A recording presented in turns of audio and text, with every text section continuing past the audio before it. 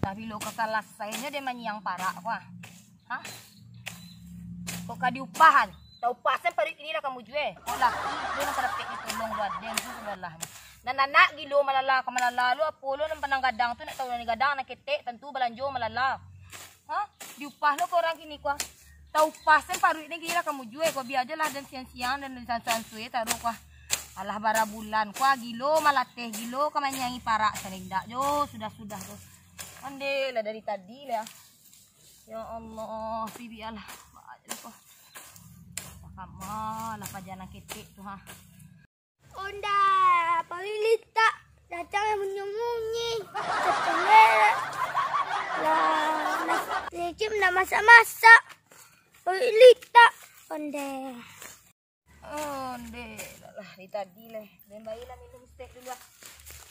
Ya Allah, Tuhan illallah. Bantu aku lah carunya. Ah.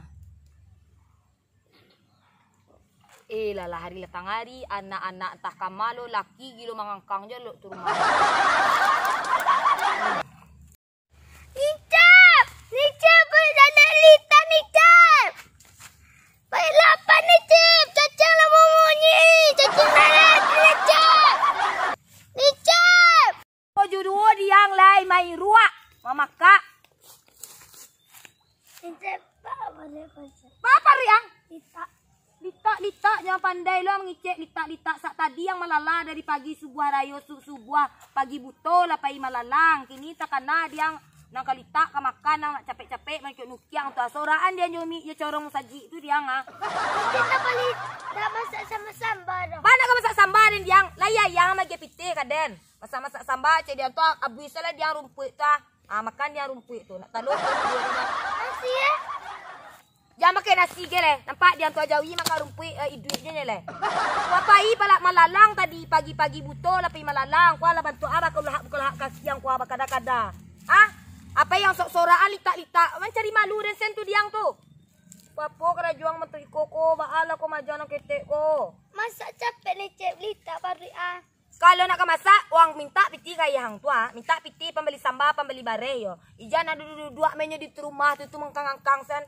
Kuang sorang aja corong misaji tu ah. Narita-rita nak mencari malu dan tu ada laki-laki yang mana beri. Aku tanya kaya tu agak ribu. 5 piti sabit dia kaya tu. Manga den jo nang sesuatu model tu.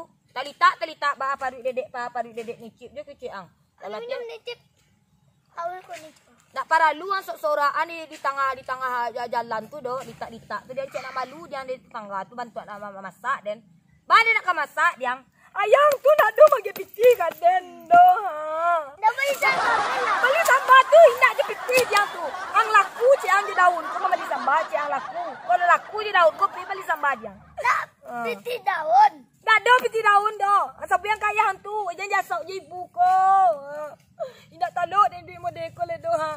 Mana pe malate kabun tu ari bantu dia lai tempat ta bakal lahak bantu aku. Anak-anak peti ko dah nang gadang nak gadang. Peyo malala nak kete ko pagi buto malala. Ah tadi nak angkat sate yang lagi peti sate tadi. Ditanya le baca ciang periang. Capek malah polis apa tu masak sambal tu.